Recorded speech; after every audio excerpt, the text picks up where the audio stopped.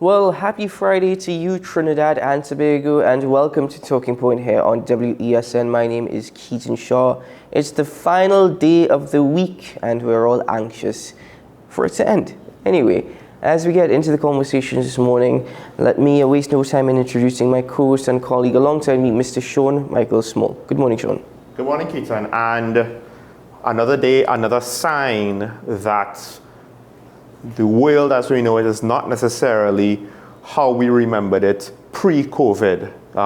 We received, there was a report, for us it would have been late last night or yesterday evening that the Prime Minister of Japan, the former Prime Minister of Japan, he was shot and essentially died, I believe, on the scene from what might have been 2 gunshots.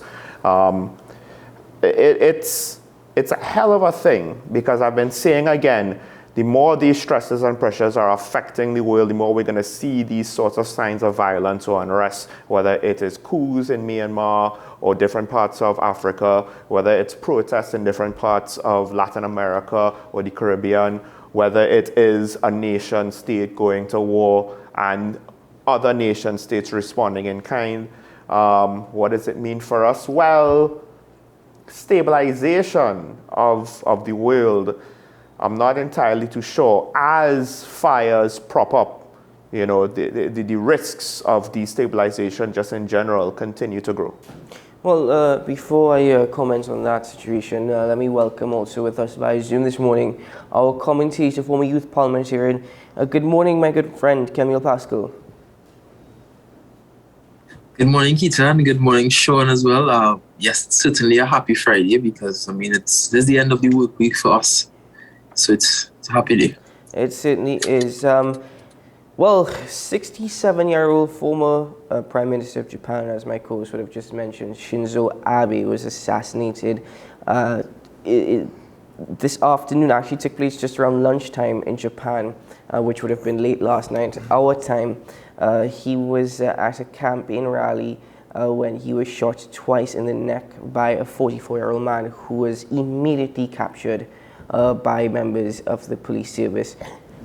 This was very much shocking news this morning. Shinzo Abe, there have been footage that has been released of him actually bleeding at the scene. He was airlifted to a hospital.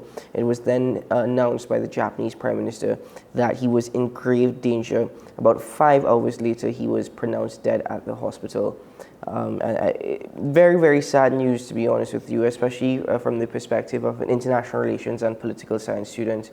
Shinzo Abe would be remembered for many things, but most notably, the term Abenomics comes to mind as it relates to his economic policies to bring Japan back on top after what is known as the lost decades in the 1990s due to a decrease in stock prices in Japan, a collapse, as they say, of assets. He was Japan's longest serving Prime Minister, probably would have mentioned that before, but very, very sad news this morning. Camille, I'll be very honest with you, when I got that notification on my phone this morning, my stomach kind of churned a bit, because as I mentioned, people are wondering, Keaton, why do you feel so impassioned about this? It's simply because, as I mentioned, from an IR and political science perspective, and even from the fact that he was admired by the Japanese people. When he left office, his ratings were declining due to the COVID-19 pandemic, mostly because of that, and late lockdown measures and late vaccine rollout. But nevertheless, very much still adored and admired by the Japanese people. Yeah, it's certainly a sad situation, not just when we look at Japan, but a lot of things have taken place just this past week alone. And so it's something that is obviously shocking to the people of Japan and the world over, because as you mentioned, when I saw the notification last night, he was shot. They weren't sure at that point if he was actually shot, because it had just taken place. And then early this morning, I received notification that he, in fact, died due to heart failure as a result of the gunshot wounds. But it's quite an interesting situation, because some have described it as a situation where it could change Japan forever. It certainly could, especially in terms of Japanese philosophy and just their way of life in Japan. Very much ceremonial, but at the same time, very much a disciplined society. Every society has its faults, but I always indicated that if there were two places in this world that I could live in, I love Trinidad and Tobago. I absolutely love my nation, love my country. But New Zealand and Japan would have been my other options, certainly. I think the implications, though, I'm not entirely sure if we really could even wrap our head around it. This is not like if it was in the States where there's a debate over gun ownership. Gun violence in Japan is relatively low. Also, the person who committed this attack apparently is a former member of the Japanese Self-Defense Force. Now, I've seen a report where he is not necessarily had a long career in the Self-Defense Force. Abe was the prime minister who was pushing for Japan's constitutional limitations of its self-defense force and to allow it to be something more of a military. He was the one that was pushing for that, much to the chagrin of his national opponents across the region, or Japan's potential opponents in the region, most notably China. So what does it exactly mean? I'm not too sure if we have a full understanding on the motivations for the shooting. So when we find out that, it may or may not reveal a lot more. But I think, as you mentioned before, this is not something that's common, political assassination. My only thing is I just wonder if it could happen in Japan, well, then it might happen in other places around the world. Whilst it's not uncommon, whilst it's not common, right, forgive me, we must also understand, as you mentioned, it can happen anywhere. It can happen anywhere. Most notably, it happened in Haiti last year. I think earlier this year, it happened in the United Kingdom with a former member of parliament. And it's something that is very unfortunately becoming more and more of a commonality. Yeah, but this is, I mean, he's a former world leader, but this is on a slightly different level, I guess you could say. And now I do wonder to what extent other world leaders are now having to reconsider or what they take for granted regards to their security. Well, I'm certain that, world figures would now review their security strategics this morning. But we're going to have to pause on that for now. We just end that conversation by issuing our condolences to the people of Japan. And may Mr. Abe rest in peace. His legacy will be remembered and cherished by many. As I said, people have their faults. No politician goes without any sort of controversy. But nevertheless, the Japanese people admired him and adored him. And very unfortunate news that we have to speak about this morning. Let us now turn to some news in relation to what's happening here in Trinidad and Tobago. The Prime Minister, Dr. Keith Rowley, he spoke to the nation yesterday. He actually headlined the post-cabinet media briefing in which he mentioned many things. The two things in particular, he spoke about the amendment bill. Mm-hmm. He spoke about the protest that took place on Monday. And he didn't denounce it outrightly. He didn't, come out and denounce it. However, he took a very, let me not say a harsh approach, but he was very strict and very much assertive in his stance.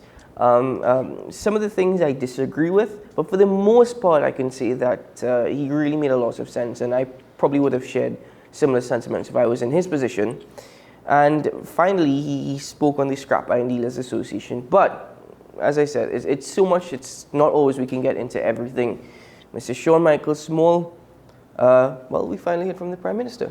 Yes, and actually, so watching that post-cabinet press briefing, I feel as though, like Kemuel, our criticisms of his absenteeism, it seems as though he was trying to make up for it. Now, we literally could not show a video on everything he spoke on, because he spoke on food security, agriculture, he spoke on alternative food sources, he spoke on the energy sector, I believe. Yes, as Keaton said, he spoke on the protest, then went into the bail bill, then wrapped it up with the just mentioning the fact that he told the AG to consider banning the exports, I believe, yes, of scrap iron or certain products of that type to try to put a clamp on the theft, to put a clamp on the income of those illegal activities. So, but I think one of the biggest things that the conversation in his press conference, and then the conversation he had with reporters in the question and answer segment after was about the bail bill. So we have a clip here with regards to the Prime Minister somewhat giving a response to how things went in Parliament when in the Senate the government's motion more or less was defeated. Let's take a look at the first clip of the Prime Minister. So yesterday when I heard members of Parliament speaking eloquently and impressively that to deny someone bail strikes at the root of our jurisprudence and how heinous that is. And of course, we should not contemplate denying people bail. I just want to let the population know that from day one, depending on the nature of the crime and the situation in the country, the Parliament of Trinidad and Tobago has taken steps to reduce the access to bail. Murder, treason, I'm never getting bail for that. Never, in my time. I have heard it said yesterday that bail is the prerogative of the judiciary and Parliament must not interfere. If the society, through its people's representatives in the majority, have found it necessary because of what is happening in the country to go to the Parliament to restrict bail, it is because it is thought to be deemed to be a response to the situation that exists now. Because on 12 occasions, the Bail Act was amended, where the people, through their Parliament, were seeking to restrain persons. Even as they got bail and retain their freedom, they come out in the society and continue along their merry way. 116 people were denied bail as the law had made provision for on the grounds that they had been seen by law enforcement as frequent offenders. And of course, it is not that they're denied bail ad infinitum. There's a restricted period. And of course, it has been shown that that was having an effect. I heard it said there were 75 people who were on 5 or more criminal charges, serious charges, but who still, bail was still easily available. I still maintain great confidence in our judiciary. But suffice it to say that I am still very unhappy at the rate at which justice is dispensed in Trinidad and Tobago, and the ease with which people who are harming our society are walking in and out of the courts. I would hope that eventually, if what was said is true, that the judiciary would step in and bail and its availability to persons who have demonstrated the intention to live a life of violent crime, that such persons would be restrained from doing it with impunity. So there is the Prime Minister's response to, what he called impassioned plea, but he more or less implied that the passion was misplaced, because I believe he would have said in the clip it was 116 people or somewhere along that number was the amount being affected by the exemptions or the types of exemptions that the government was seeking to either extend or what have you.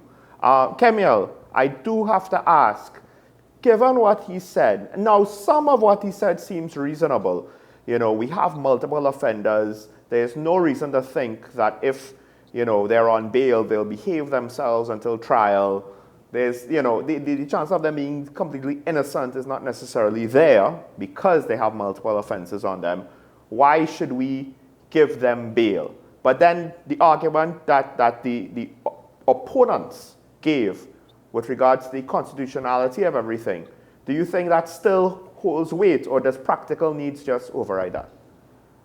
What I would say is this: I found the Prime Minister to be very, very measured yesterday in terms of his language and the way in which he would have spoken about the matter. Because he himself tried to not be too adversarial, considering that the bill has already been defeated in the Senate. And if it was to go to the House, it would have likely to have been defeated. But I would like to take a slightly different direction, and I would like to say this. The government should have known that this bill would have been defeated, and I say that because of the fact that if you look at the current political climate in the country, especially with the opposition and the government, you would see that essentially at this point, the opposition is still campaigning for the removal of the Attorney General. And so, notwithstanding all the arguments that they made in Parliament about the constitutionality and whether or not it should be the right of the judiciary to give bail or to not be able to give bail, and all of those kind of things, they are not in favor of anything. They would not, and they are not in favor of anything that the Attorney General is bringing, although it's not on behalf of himself alone, but on behalf of the entire government.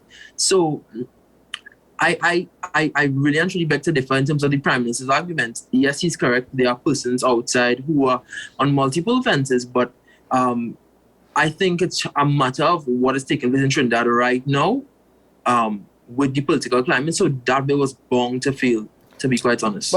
But Kemuel, I do have to ask, because to some extent, these are kind of unofficial precedents. These aren't legal precedents. This is not a court ruling. But precedents set with regards to how politically we handle things, they do tend to trickle down, because that's the litmus test with regards to, okay, how does the country feel about these things? So now we have somebody challenging, this is a practical solution. Not necessarily a great solution, that's a different debate.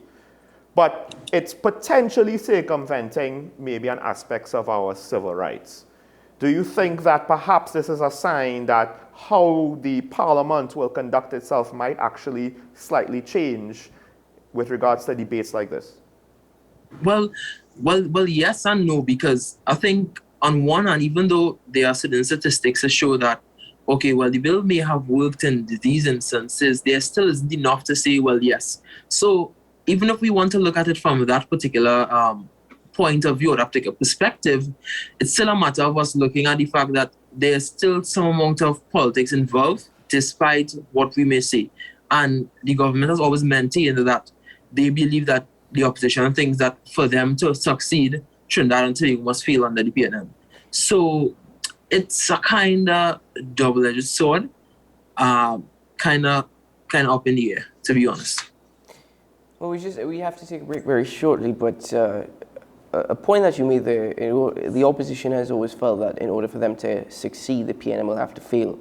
And that's not stating the obvious, by the way. That's a very technical term when you analyze it and break it down. Mm-hmm. But without getting too caught up in the politics of the day, first of all, I agree with you, Kemuel, in relation to the Prime Minister in his address actually being very measured, his approach. I will give credit to him in relation to that. However, whilst he was not able to make a contribution on this particular debate, and he has every right to do so, the points that he raised at the post-cabinet media briefing yesterday were the same arguments that were struck down in Parliament when this bill was debated. So it did not necessarily make sense. But like I said, if I have to be fair, he was not able to give his 2 cents or his contribution on the bill, so he did so yesterday. He said many things, including that Trinidad is becoming violent by nature. But the most pertinent thing, in my opinion, was the fact that he actually pointed out how slow justice is in Trinidad and Tobago and his frustration with the judicial system. That was very, very important. And I have to ask what they are doing about that situation, because as I mentioned on Wednesday, it's very difficult from the aspect of being in government to try and sort out this situation. It's not very easy because there's a very thin line between actually crossing that border in terms of the separation of powers between government and the judiciary. However, by saying obvious things like it's a place for gangs, as the Minister of National Security mentioned, and the Prime Minister, it's a violent society, they're not telling us what they're actually doing about it, because one bill, especially this bill that had many aspects of it that were shut down, does not provide the solution, at least an overnight solution. And you can't tell me that all these social programs are the things that are really benefiting society in terms of curbing crime right now.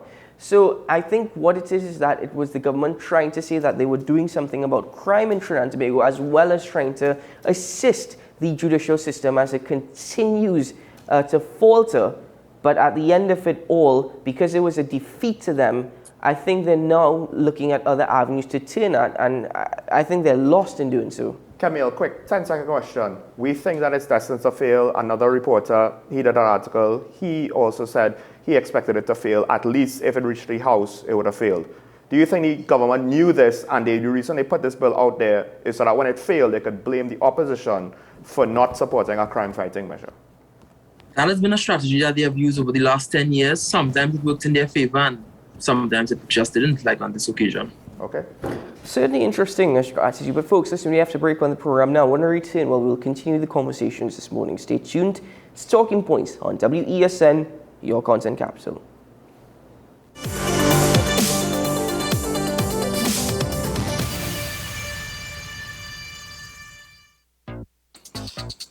Ocho.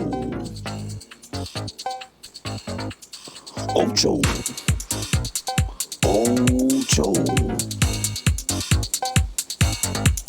Ocho. Ocho. Ocho. Ocho. Ocho. Ocho. Organic Ocho candy. What's inside counts. The issue, the continued rise in the price of flour and its impact on the cost of living in Trinidad and Tobago. How should we go about it? I want to ask you, what has been revealed to you about the state of vulnerability in the country because of this exercise and because of what we're going through? Is the government losing the war on the vaccine front? The discussion should revolve around the common good for the greatest number of people in Trinidad and Tobago. How do we inculcate a sense of respect and regard for people who may not be of your own political ilk or persuasion? The communities are now being used by political opportunists. So when the tables are turned, it's the same way. Okay, this has been 10 Questions. I'm Andy Johnson, and we'll see you next time. Burning questions, urgent topics. Welcome back to One on One, the show where we tackle the most current and pertinent subjects that are affecting all citizens, where we ask the hard questions and have in-depth conversations. What separates One on One from other talk shows is that the conversation stems from a younger perspective on topics that affect the fabric of our society. One on One, Wednesdays at 10 a.m. on WESN Content Capital. Let your voice be heard. Call Madam Fix It on WESN, the only place that effectively helps you with your woes. Having problems getting onto government agencies, water woes, NIS and pension problems, potholes, and much, much more. Call me, Madam Fix It, every Monday, Wednesday, and Friday, right here on WESN. Let me fix it for you. Is it politics? What is it? Is it that nobody cares about sport? The kind of support that sport used to get in the past is no longer here. The thing is, taking a knee doesn't mean that that's the only thing you're doing now, Andrew. Right. Taking a knee along with other stuff. Samantha, what are you looking forward to when you return home to Trinidad and Tobago after winning the title? Thank you very much for speaking it into existence. Is it no pressure on Nicholas Paul? It makes me more motivated to work hard and to go out there and rep the white and black. Why are we sending a team to the Winter Olympics? There are a number of Trinbagonians who are in the diaspora and have grown up in winter sport. It's an opportunity that the Trinidad and Tobago Olympic Committee will not close the door on. I also believe in the players that we have. Once you can motivate the players, you can get the best out of them.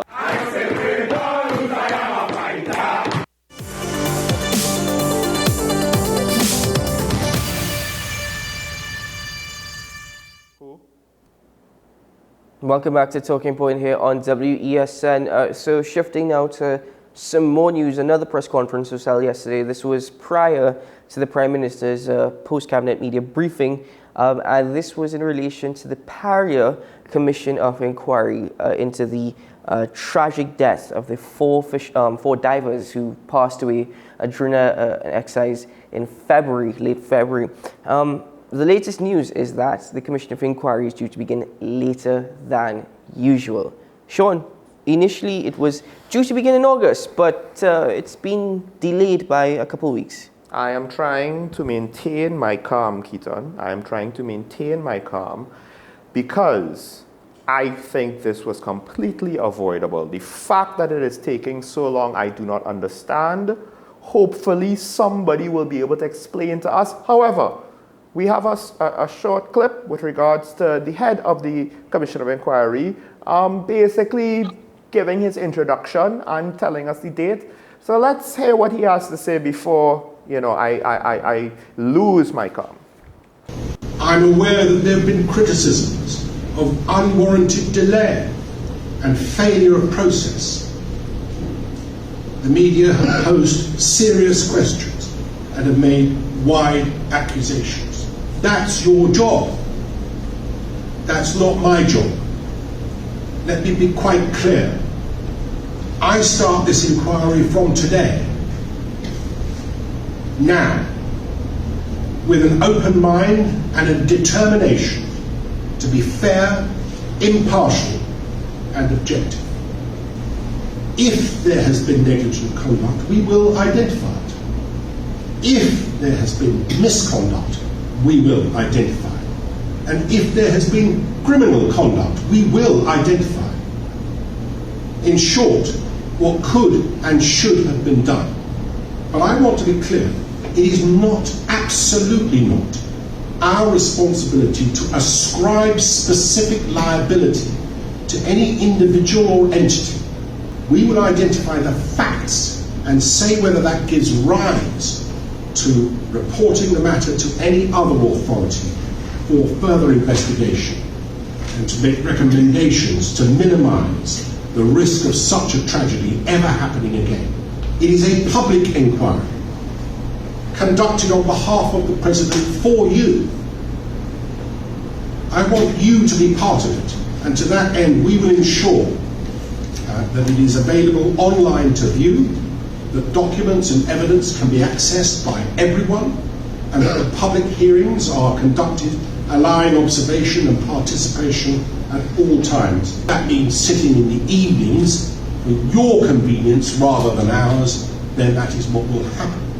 We will be the opening of the public part of this inquiry on a date which I had hoped was going to be in August.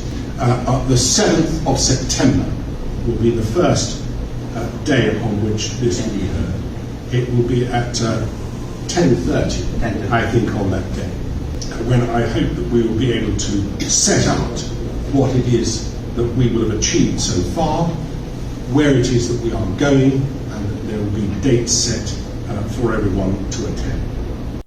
That was the chairman, the new chairman of the Commission of Inquiry, Jerome Lynch QC, giving what I would say is an introduction and making some promises that I hope we see come to fruition, and that is the public aspect of the hearings, making it not just the records available, particularly later on down the line in time and date, but having the ability to watch the hearings. The question I would have is, would all hearings be made available for an audience, a public audience, to view online? I think that would be one of the big things. We've reached the point now where a delay, he's mentioned it, it's later than he would like. It's already been 6 months. At this point, it's not going to bother me as much. But if we have transparency, then I could have confidence in the results. If there's a lack of transparency, which is generally usually how these things go, I will have a problem. Because don't tell me we're going to wait for almost half a year to who knows how long for results, and we can't even trust them.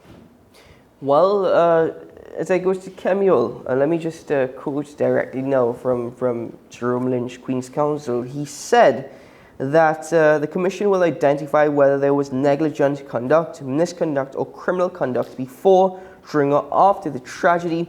He said that it was not the Commission's job to ascribe specific liability to any individual or entity. Now, based off of this, we understand that the police service are also doing their own investigations, the special branch of the TTPS.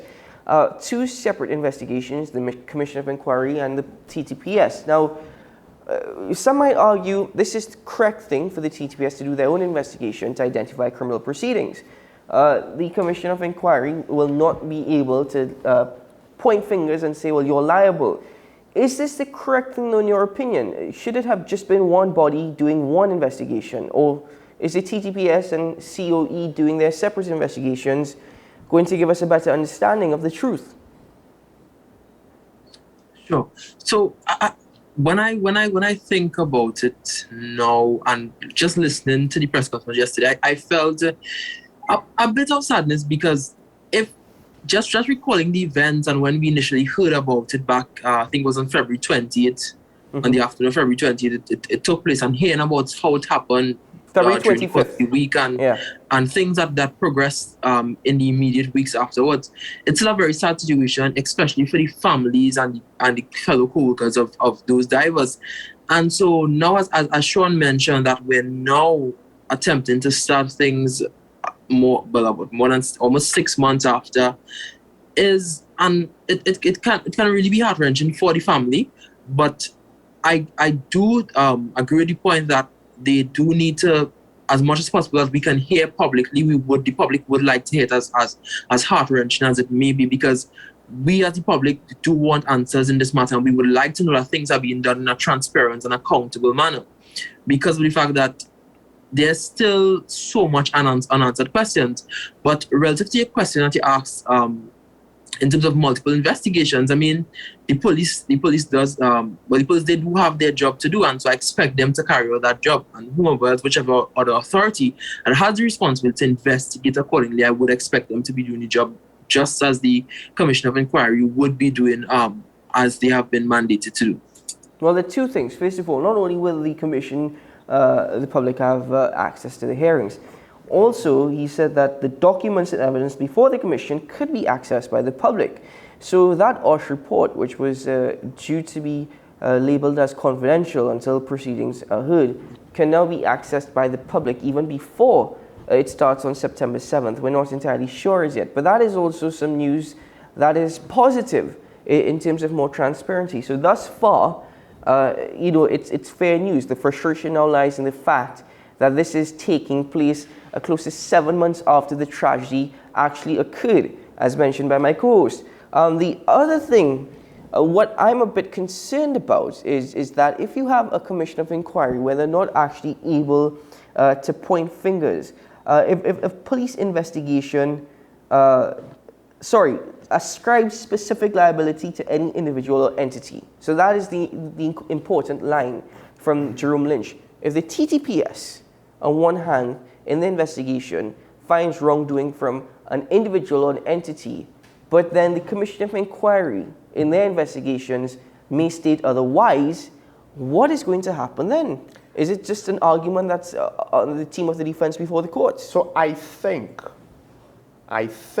what would happen is that you're not necessarily going to have parallel investigations, but what you would have is, if you have a special investigative body in whatever jurisdiction, they will have jurisdiction to question, to subpoena witnesses, to seize documentation or whatever. They will have the authority, they will go at it, and then potentially, if necessary, the police will come in after.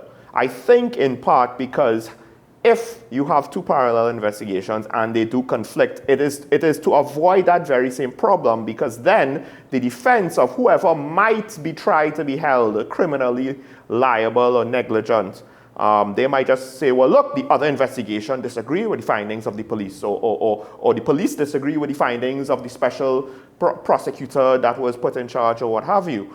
I think the other thing too is that the redundancy to mobilize the TTPS full resources with regards to this investigation might not be necessary. What they probably should have is someone who is ready to take the evidence that the Commission of Inquiry accumulates and then decide, is this enough? Is there anything that the Commission left out for whatever reason, right? Not going to speculate on that. But does more investigation, is more investigation needed? Because the police, they might be looking at a different burden of proof than, say, what the Commission may or may not uncover with their results. So it's a complex situation. I think however, it goes back to, again, it's a reoccurring point. Time. Why did it take so long? This is not some grand conspiracy about some politician moving billions of dollars in some very sneaky way and some grand white-collar crime. An accident happened.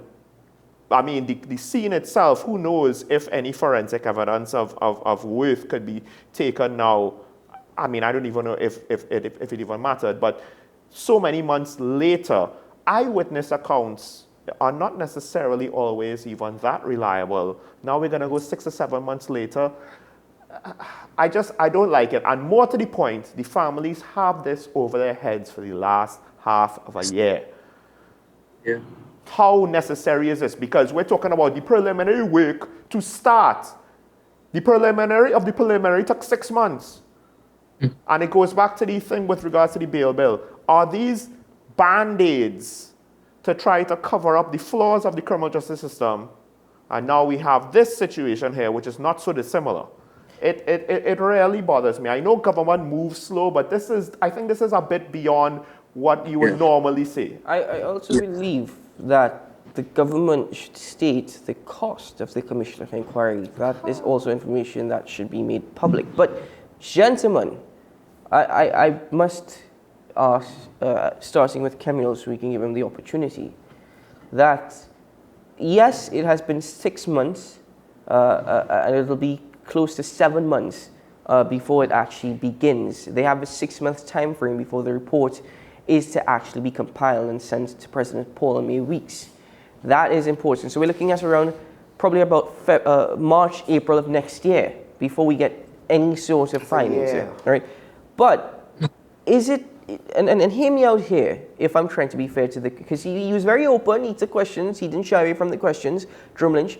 Should we now be relieved that it is happening, though it has been 7 months in the making? Should we be relieved that we're actually seeing something now taking place, rather than it being delayed for years upon years? Because we've had so many Commission of Inquiries in Trinidad and Tobago into so many things and nothing ever came out of it. So if that is the case, should we be grateful given our history as it relates to Commission of Inquiries? No, we should not. And I say no because of the fact that that would be us accepting flaws that we can't fix, and that would be us accepting laziness. And I don't think that that is something that we should accept or even continue to accept in Trinidad and Tobago. It's a matter of, it's a very, very, to me, this was a very straightforward incident. Even Sean kind of alluded to that in his response just now. It's a matter of, you had 4 divers. Yes, there are certain evidence that needed to be collected, certain reports that needed to be filed, and whatever is the case. But it's a matter of, you understand what took place, you understand the date, it took place at a particular location, you had certain people who were there at the scene at that particular point in time, certain officials who had the responsibility for it. You have different accounts. So to me, this should have been a very, very straightforward process. The fact that it took so long, and it's taken so long still, because they are not set to begin until September 7th at I think 10:30 a.m. And so it's a matter where we just kind of accept these kind of, well, it's Trinidad and well, this is how things are custom going. No, this is a very, very straightforward issue. Yeah, my answer is short and simple. The longer it is delayed, the easier it is to sweep things under the rug. So this whole time frame is not helping my desire to find out the truth here. And as Kemuel said, it should have been a lot simpler, right?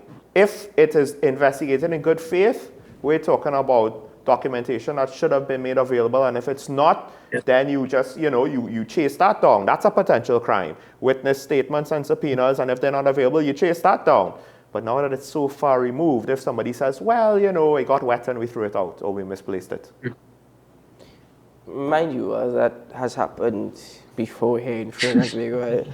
Might I recall, wasn't there a fire in the Water Search Authority a couple of years ago? Yeah. Anyway,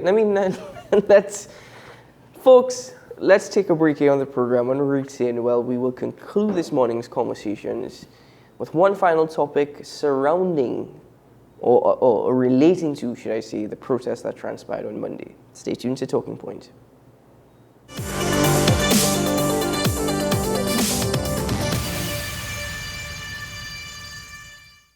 As I run through the day, there's one thing that I need to give me more smiles and motivation to lead, to make new memories and nutrition to grow. My Kiss Enriched bread, the best taste that I know. Fill your day with love, we deliver the best for you, all across the nation, to make your moments feel new. Fill your day with love, we bake the best bread for you. Inspiration to make those dreams come true. Baked fresh for you every day and delivered nationwide. Kiss Enriched bread. Fill your day with love.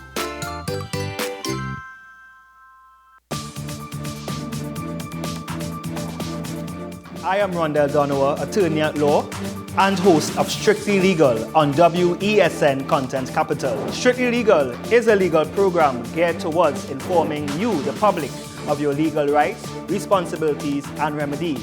So be viewing Thursdays 10 a.m. to 10:30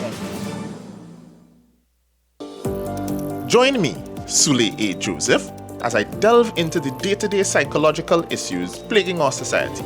We will discuss behaviors that encompass the biological influences, social pressures, and environmental factors that affect how you think, act, and feel. Site, Thursdays at 11 a.m., only on WESN, Content Capital.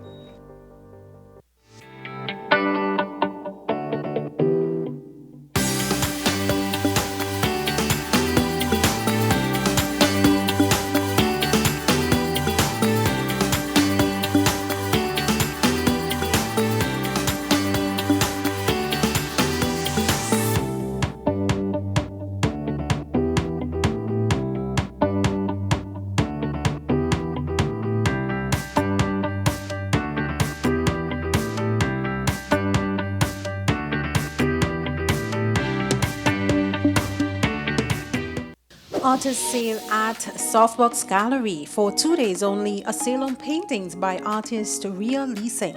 The public is invited to purchase original oils, acrylic, charcoal, and watercolor paintings created between 2011 and 2021. Friday 8th July, 10 a.m. to 5 p.m. Saturday 9th July, 10 a.m. to 3 p.m. at Softbox Gallery, number 9 Alcazar Street, Saint Clair. For more information, email realleasingartist@gmail.com or follow her on social media at Real Leasing Fine Art.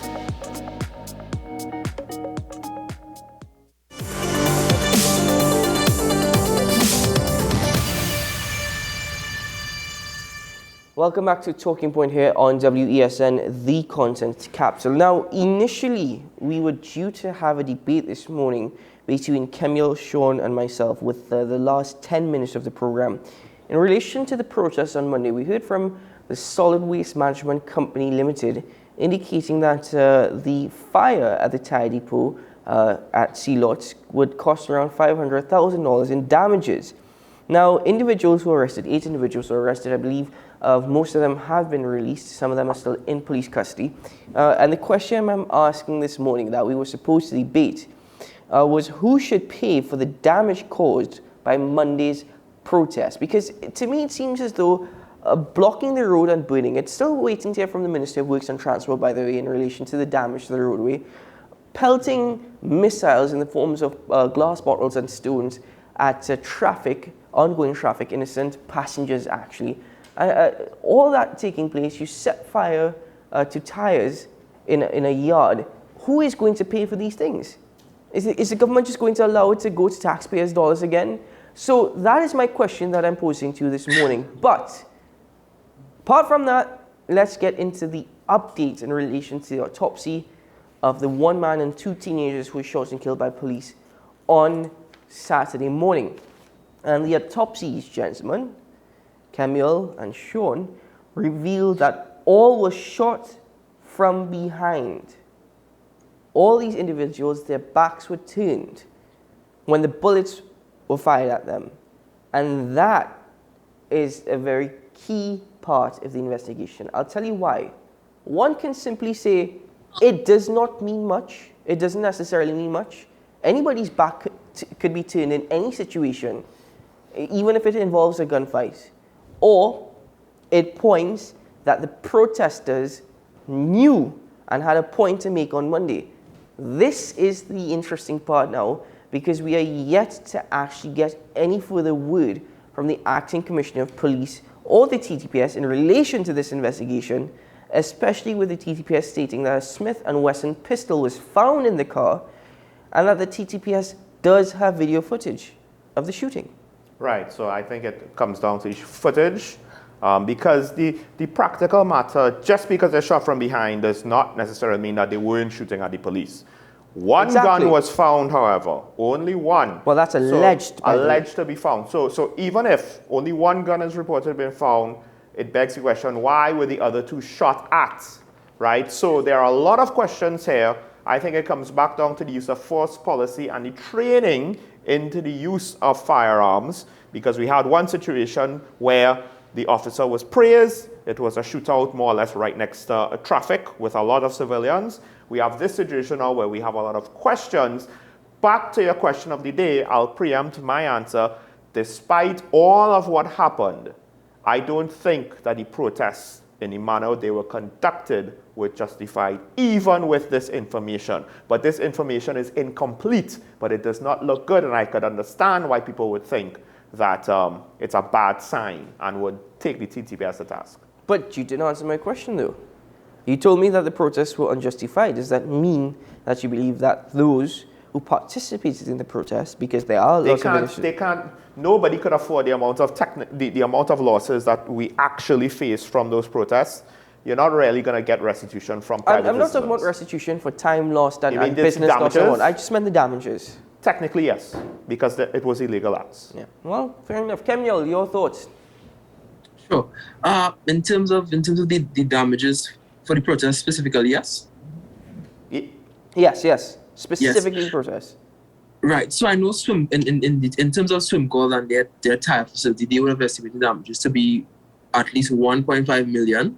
But in terms of the other transaction that we saw in terms of the tires on the roadway is still basically scorched from the burning. But honestly, I don't think that anyone should be made to pay. Were they wrong for doing what they did? Yes. There's no kind of contemplation about that. That's quite clear in my opinion. Now, let me just add this before people are of the opinion or perception that we are being discriminatory. Understand that, in my opinion, my stance is anybody who does damage to public property should pay for it. That's why I said technically, yes. Yeah, should pay for it. And I'm talking about no matter where protests take place. If you're burning debris or tires across the roadway and it damages the road, those involved should pay for it. If you block the roads with garbage and debris without setting it alight, that may be a totally different argument then in relation to what we're asking. But anywhere where any public property is damaged, those individuals who are held responsible should pay for it. Now, Kemuel, now I do have to ask, we have these autopsy reports. Do you think that it gives some credence to the protests? Now, granted, I think if you can't afford the damages you cause on public property, it will then be translated into some sort of prison sentence. I do think that ultimately they have to be held responsible, even if they had a point to make, because it's how you protest, right? What do you say? What do you think about that? No, I think they could have protested in a different way. If they wanted to probably write to the commissioner, get permission to host a march or motorcade or whatever is the case, they could have done that. But putting the lives of other people at risk, which is essentially what took place, because you all know where I was, and I had a very, very good vantage point. So I could have seen everything that took place on Monday. And so I know for a fact there was a point where cars were between the walkover in Sealot to Production Avenue, and there were literally 3 fires in that space, and the cars could not move. Like they couldn't move at all because there were cars backed behind them. So the lives of people were put at risk essentially because you are literally throwing stones out into the roadway, throwing tires out into the roadway, pelting missiles or whatever other objects, and that could have endangered that posed a risk to people. So there were different ways that you could have protested. I have a question for both of you.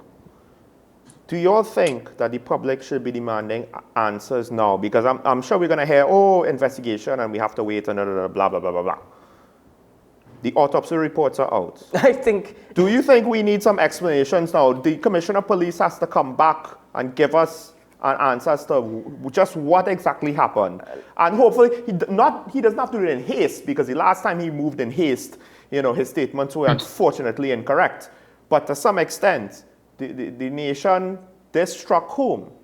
So, and we have 3 situations that are being investigated already. This is potentially a 4th. Do you think he needs to make an explanation sooner rather than later? I'm talking like maybe this week. Why wait this week? Why not do it this afternoon? We're sitting here. Just give him some time to sort out the facts before he says something premature like last time with PC Gilks. Took place yesterday, my friend. Right, but okay. So assuming he's seen the footage, basically he should. The facts are there already. Right. The facts are there already, and I say that because the mere fact that they would have released the other 2 gentlemen who survived, because 3 were killed, 1 is in hospital in critical condition, and the 2 were released without any charges. So I'm saying, if you are saying that you would have found a firearm in the vehicle, then come on, why release them without any charges? I mean, it doesn't necessarily mean that they were in possession of firearm. Those 2 were in possession of the firearm, but that I think it's a solo situation at this point, to be quite honest. Yes, because he was under police guard at hospital, but then he was released, which is a very key argument that is going to be made. But he is claiming that, I believe that there was only a knife, a flip knife. He said there was no firearm. There was only a flip knife in the car. But the other thing is that I am a little concerned. I'm being very honest with you, and I'm being very careful about with this. I'm not trying to incite anything, but following this news, there is a possibility that this morning or later on, we're not entirely sure, we're in studio right now, when we haven't got any news yet, that there may be more protests, considering the fact that this news in relation to the autopsies have now come out. And I'll just like to point out, 1, whether he was effective or not, the former commissioner did campaign while having the job on these issues somewhat politically. He campaigned internally in the TTPS, I would say. But the other thing is this, and I do have to ask, we don't necessarily want to say it and make pronouncements on it, but the facts are not necessarily adding up very well. 6 hands cannot hold 1 gun, right? Correct. So why 2 men came out unscathed and were released? The implication, of course, as you were alluding to, I do have to ask, is this the reputation of the TTPS currently? Is this coming back to haunt them? Should we give them the benefit of the doubt in the sense that they're proven guilty, or should we be demanding for some hard explanations now? We should definitely be demanding hard explanations. We should want to know more. Why has this footage not been released in the US when there's a situation where an officer either shoots at somebody and somebody shot and they either killed or wounded or whatever it's the case? You get the name of the officer. We don't have a name. That's just how we do things in Trinidad, unless we see them charged on the TTPS page or something. Fair not, my friend. They've been transferred. They've been probably transferred out of the division and gone elsewhere. No, we should be demanding more answers. There are lots of cameras in the area that took place. Why have we not seen any footage as yet? I think the key aspect of this entire thing is that those who were released from hospital after they were wounded in the incident have not been charged with any crime. that is to this as well, ladies and gentlemen. So bear that in mind. Nevertheless, we have to take a break here now on the program. The other side of it, by the way, gentlemen, is the fact that social media photos were circulating of, I think, one of the victims holding what seemed to be high-powered weapons. And one can make the argument, if you're playing with guns, you shouldn't be afraid of the guns. You live by the gun, you die by the gun. But that in itself could be deemed as a premature argument. Let me hear your thoughts and opinions after the 9 o'clock news.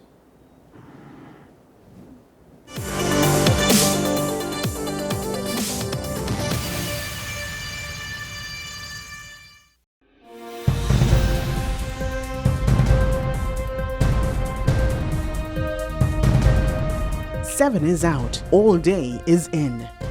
WESN News on the hour.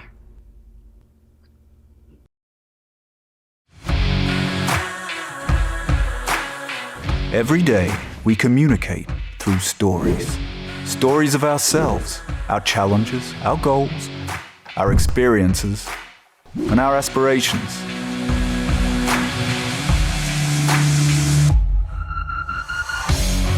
Storytelling is an art that we have mastered. WESN Film Studios comprises a collaborative team of experts with extensive industry experience locally, regionally, and internationally.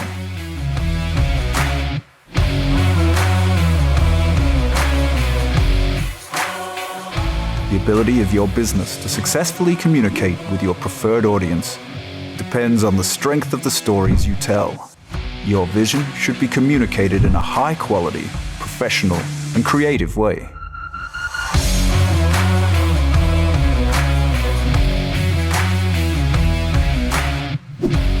From concept to post-production, advertising to film, multi-camera productions, live events, streaming, and virtual conferencing, we are WESN Film Studio.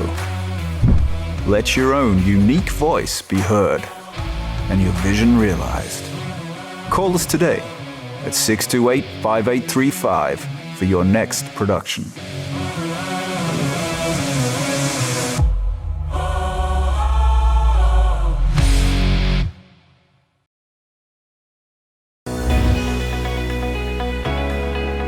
In this season, we talk more about health, wellness, and everything in between.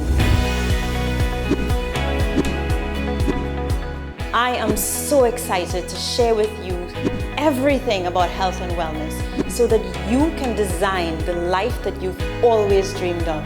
Join me here on What's Up Doc. What's Up Doc? Tuesdays and Thursdays here on WESN, Content Capital. Join me, Sule A. Joseph, as I delve into the day-to-day psychological issues plaguing our society. We will discuss behaviors that encompass the biological influences, social pressures, and environmental factors that affect how you think, act, and feel. Sight, Thursdays at 11 a.m., only on WESN, Content Capital. Artist sale at Softbox Gallery. For 2 days only, a sale on paintings by artist Real Leasing. The public is invited to purchase original oils, acrylic, charcoal, and watercolor paintings created between 2011 and 2021. Friday 8th July, 10 a.m. to 5 p.m. Saturday 9th July, 10 a.m. to 3 p.m. at Softbox Gallery, number 9 Alcazar Street, Saint Clair. For more information, email realleasingartist@gmail.com or follow her on social media at Real Leasing Fine Art.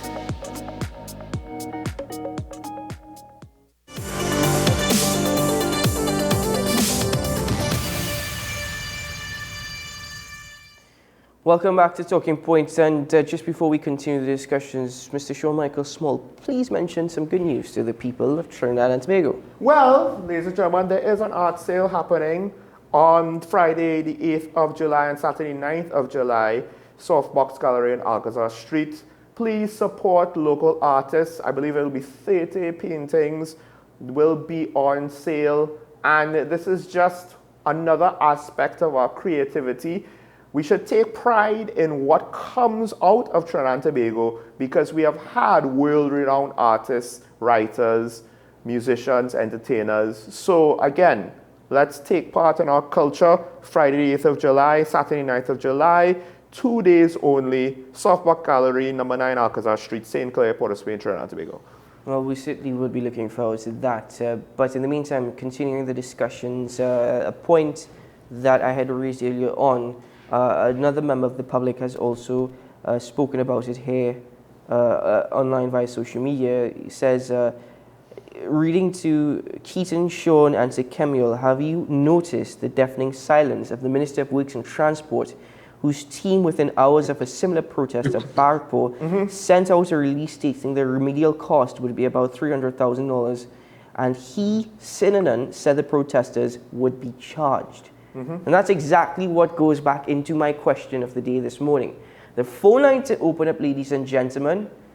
Please call in and join us on the program if you have any thoughts or opinions on any of the topics that we spoke of this morning, or any other situation that is affecting you as well as Trinidad and Tobago. Well, we'd love to hear your thoughts and opinions. Share that with us, and hopefully we can gain something by discussing it. But the question that we are asking you in particular is, who do you think should pay for the damages associated with Monday's protest? The phone lines are on your screen. Call in and join us on the program. I think with regards to that comment, my response, and I'll repeat it again, I think it's the statements that the Minister of Works and Transport made previously and the response that he got, unfortunately, is now haunting him. And I suspect, I could be wrong, he knows better than to just throw that out there again. Particularly, however, this is not just a protest for road conditions or a bridge. This is protest now for something a little bit more severe. So I don't know if he wants to venture forth into those waters to get an even bigger backlash and show that he didn't learn his lesson the first time. So I think, it's smart of him not to do it, because it's a whole different level to what that was. Maybe a whole different level, but certainly double standards, my friend. Think about it. We have a caller on the line with us from Shagonas. Good morning, caller. Good morning, gentlemen. Good morning. The question of double investigations. Bear in mind that wherever the problem occurs, they always have to carry out an investigation. So that if the cabinet or whoever puts something additional, you will have those two investigations. And there's nothing wrong with the first one, because that will get a lot of facts that would save the other one some time. They will know exactly where to check. Secondly, Prime Minister on bail. I don't know. It appeared to me that the Prime Minister missed the point that it's a constitutional right. And what you are doing is interfering with the Constitution. And there are special provisions for doing that, which he failed to surmount. On these questions, who was shot by the police and they were great guys and whatnot, I wonder how a great guy could be 17 years old and making a living selling cigarettes. Something appeared to me to be wrong with that. And finally, on the damage to roads, that has been going on all the time. People in Trinidad believe the road is demoed. People extend the buildings all to the road. I have made numerous complaints, and the authorities, I think we have dealt with this before. There are road authorities who are supposed to deal with these, and this is not additional things that government put out. The road authorities were designation of things that existed before. It's just to make sure the responsibility was clear. And these people are not doing their job. It's as simple as that. Any questions, gentlemen? Well, I don't know if you have an opinion on the question as to exactly answering the question. Apart from the road authority, who should actually pay for the damages from Monday's protest? If you have an opinion on that. Any damage you're responsible. Right. Whoever. But who do you think should be liable? Should the protesters be liable? Who they find? If you don't know who it is, you can't charge anybody. That is why they have all these CCTV cameras, footage and whatnot. Oh, Professor, that's it. Thank you very much. Thank have you, a great Professor. weekend. Yours good. He made a good point there with regards to, because I complain about Tonga country all the time with regards to some of the messes that happens for their inaction. And okay, road authority as well. Yeah. Fair point. Yeah. Camille, hold your thoughts, because we have a caller on the line with us from St. James. Good morning, caller. Yes, good morning to you three gentlemen. Good morning. I have a question. At the beginning of the show, when we all were talking about the Commission of Inquiry, Yes. Ethan mentioned that the report has to go to the President. Yes. Now my question is, when the President gets this report, where does it go after that? Is she going to make a statement on it? Is she going to make recommendations as to what action should be taken, and such? If no, then what is her role in all this? Why is it being sent to her in the first place? Thank you. Thank you very much, caller. Thank you, caller. To answer your question, caller, who knows? Who knows exactly? Kemil, I don't know if you can answer that question because it's a very good point. Well, I will add that, as the caller called in, actually had the act open on the computer in front of me, so I'm trying to see if I get the information. I do get the information before I would respond. I will take a guess. I think the commission will have recommendations. And the reason why it's sent to the president, I believe, is the ceremonial holdover from the system that we have with the Queen being the head of state, so the reports have to go to the Queen. I do wonder if us having a president, prime minister, the Westminster system, following it so closely is kind of redundant and a waste of time. Hold on, my friend, you're opening a whole different conversation. Constitutional reform! A whole different constitution. If we don't have a caller, one quick point. So Section 14 of the Act says, Commissioner, the President may direct the Commissioner of Police to detail constables to attend upon any of the commissioners. So it is that even though the police is carrying out their investigation, the President can have some sort of conversations with the Commissioner of Police to get officers to the. So I guess the investigations will kind of be merged essentially because that's within the act. But what the caller is asking is what's going to happen, because we have a call on line, by the way, from Tobago. We're going to take it 30 seconds very quickly. What the caller is making is that what happens when the report goes to the President? Following that, is it to be made in Parliament? Is it going to be made public? Is she going to make some sort of speech? And the point is, what role does she play in this entire thing? She has some powers, but purely ceremonial. Call on the line with us from Tobago.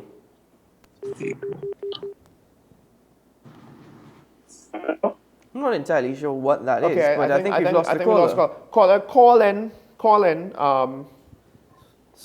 We apologize. Sometimes, folks, the timing is not perfect. We don't get the call when we're finished answering the previous call. Oh, we have them on the line? Yes, they're with from us. Tobago? Yes, they're with us. Good morning, caller.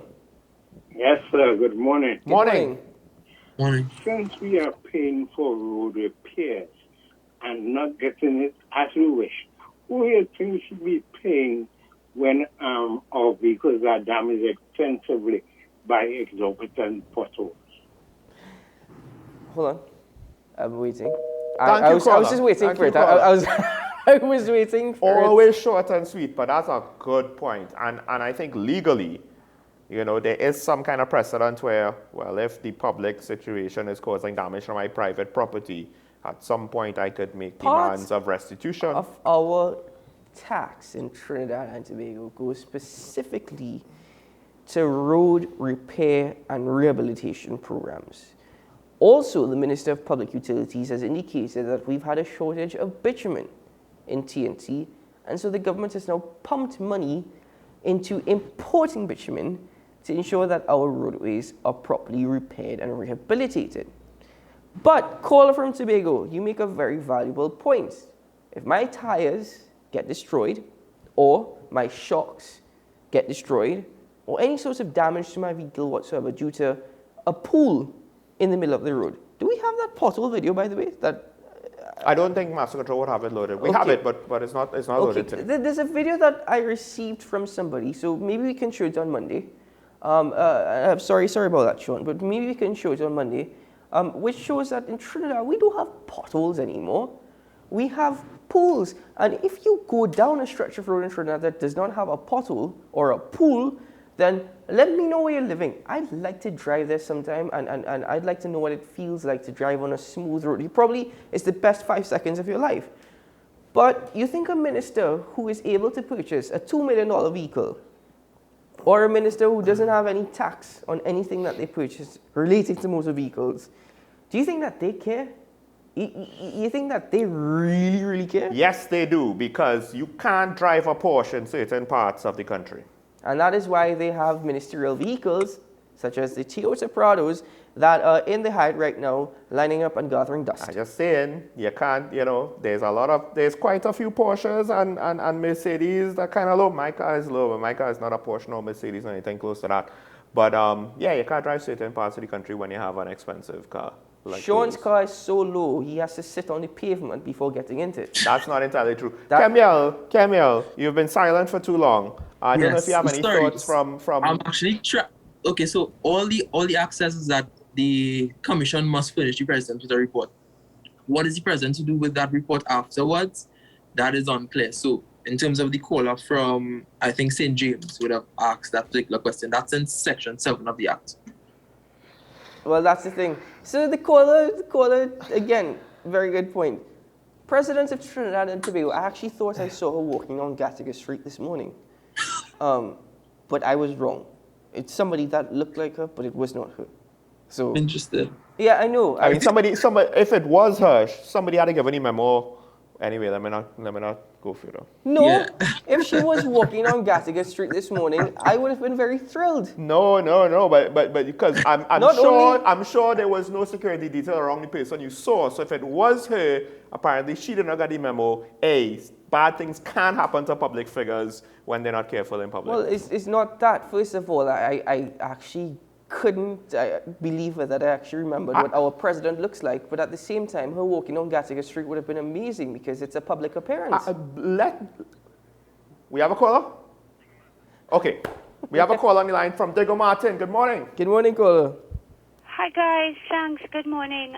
Good morning. Did not hear the question, so I'm talking about Shinzo Abe because I was really stunned by this assassination. Just like my friends in Japan, and usually that's the time when we're talking, actually, because of the difference. Yeah. But it's quite horrific because of all the leaders in the world, I don't think he's a bad guy at all. You know, I'm always angry about their fishing and whaling policies and things because they lie about that. But generally, Japan is one of the better places. And yes, Keaton, it's strange. My family and I, Japan and New Zealand are our first choices. Yeah, well, there you go.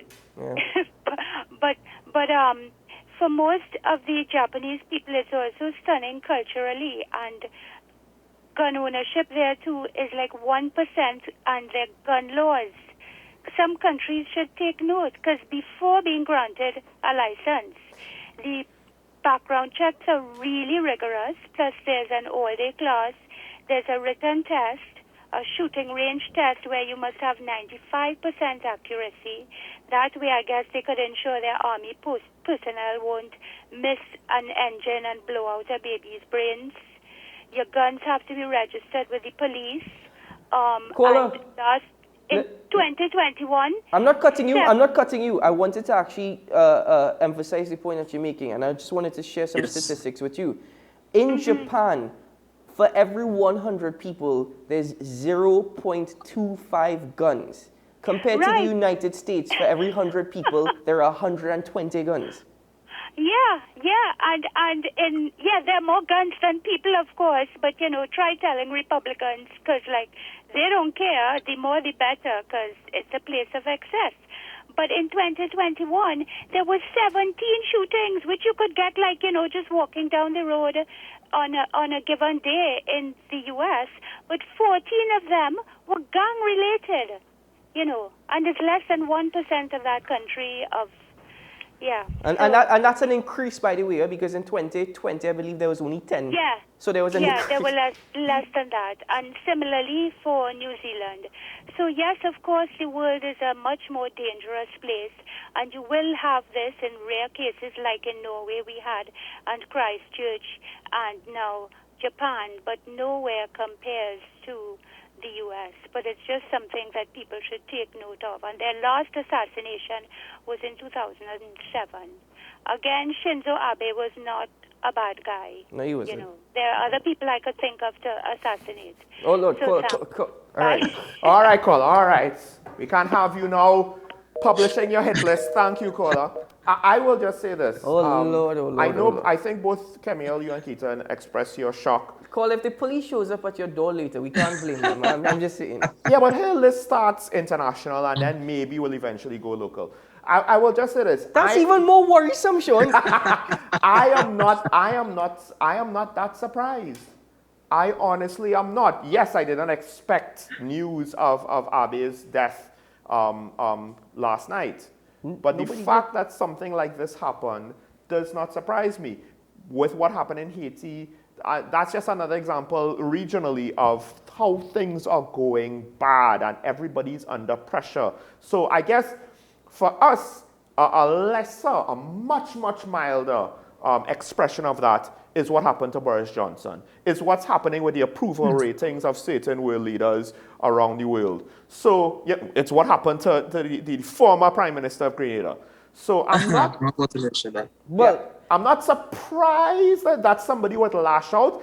I'm hesitant to ask this question, but given the fact that how violent of a society we are and how lackadaisical I think our politicians are when it comes to their personal safety as well as their public demeanor, I am surprised someone has not at least physically accosted one of them in public.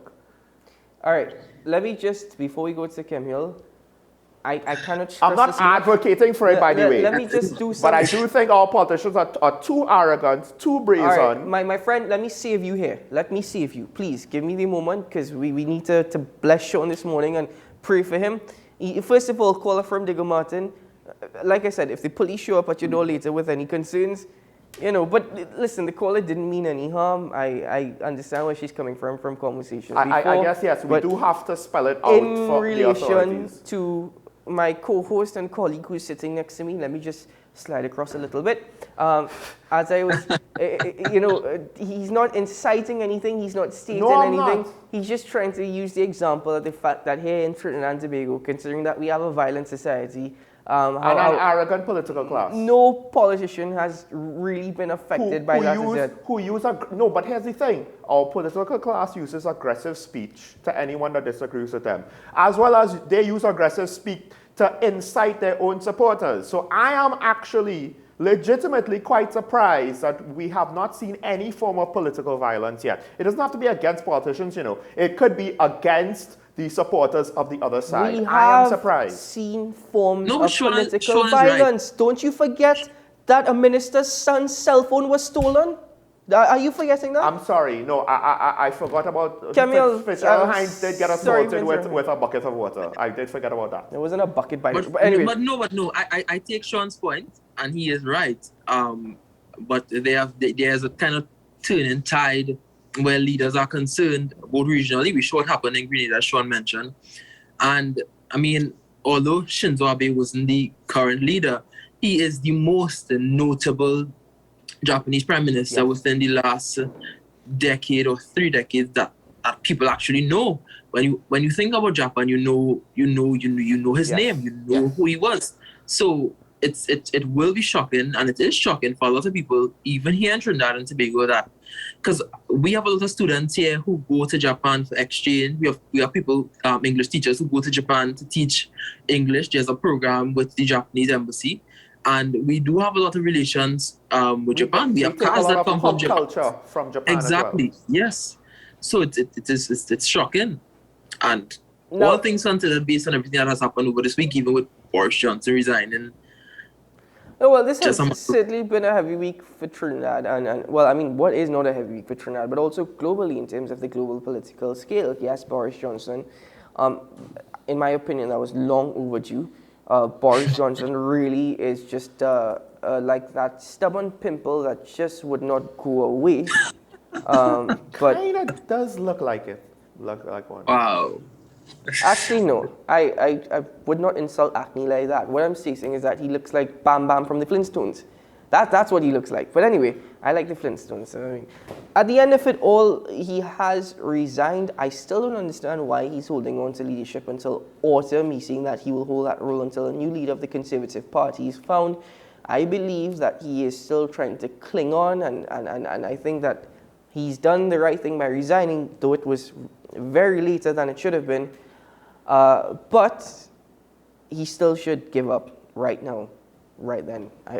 He has not. He's Prime Minister until autumn. We have a call on the line with us, final call for the morning from Pitty Valley. Good morning. Good morning, Sean and Keeson. Morning. What a surprise. It must be my birthday. Sean, while I understand your example, you have to be a little careful with it. You remember 1990? Yes. So while I understand you're not inciting anything, it has nutheads out there might take your example differently. Okay? Have a nice day. Thank you very much, caller. Thank you very much. Good time from you. That's why I said I hesitant to bring it up, but at the end of the day, it's also a bit of a white elephant That's just kind of that. No, the emperor has no clothes. Nobody wants to say. It's like we're complaining about a violent society. We have politicians with aggressive speech that incite aggressive feelings in their voting base towards the other side. Yeah. The other side includes the voters for the other side, the members of the other side. So I hear you, but let's cut it there. Let's just cut it there. I hear you, and I agree with the caller from Petty Valley. I understand your point, and yes, but let's just cut it there. I will just say this.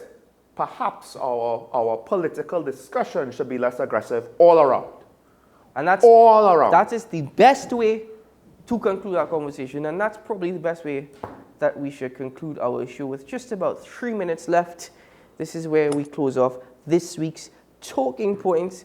Mr. Camille Pascal, it's a pleasure once more having you on the program to continue the conversations. And need I say, WSN is very fortunate, hint, that we may be seeing you more often very soon. No, don't hint more than that. Yeah, not more than that. Soon enough, but yes, it was my pleasure to be here on WSN. Always very, very grateful for the opportunity that has been afforded to me. It's been, I think this one will be 6 months since I've been on Talking Point, contributing for a week. Yeah, so it's great, and I hope that the weekend will be even greater for all of us, especially those of us who are viewing, those of our viewers rather, and our listeners as well. Actually, Camille, I believe next week, Friday, will actually make exactly 7 months. Or yes, no. Next week, Friday would make it exactly 8 months. That you would be with us on Talking Point. It was from December last year. Yes, it is from December. Yeah. So from December last year. It doesn't feel so long. 2022 doesn't feel so long. You're still thinking, 2021 was right around the corner. Just to close, I'd like to bring up Russia's in default of some of its debts.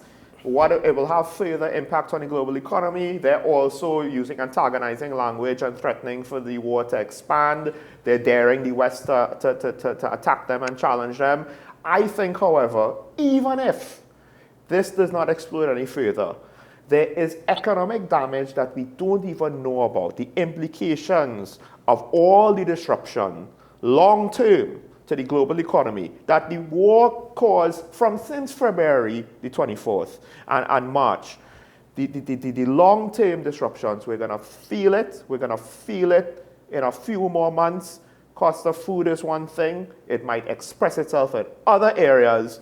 And then we now worry about our education system and our professional opportunities. But we have an issue trying to get certain high-end electronics, internet devices. Hey, my friend, in concluding, you don't raise new topics. You just, I'm just saying, folks, we don't have any more time for that. Be ready, because the recovery train has a much bigger load to carry. And I don't know if it's big enough to carry that load.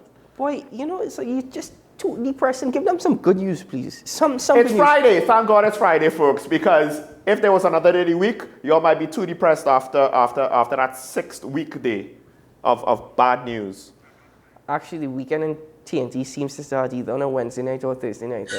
We get more and more to see that. I mean, just look at last weekend. The bad news does not stop even after Friday.